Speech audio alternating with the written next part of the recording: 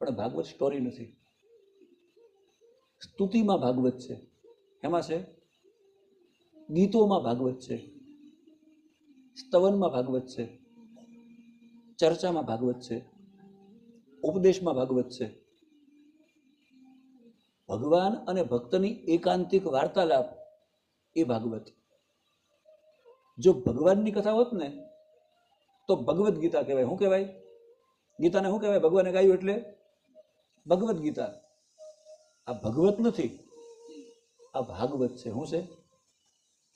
આમાં કૃષ્ણ કથા છે, પણ ગોપીઓના, જશોદાના, નંદબાબાના, સુદામાના, ગોવાળિયાઓના, રાધાના, ઉદ્ધવના, અક્રૂરના, આના દ્વારા છે.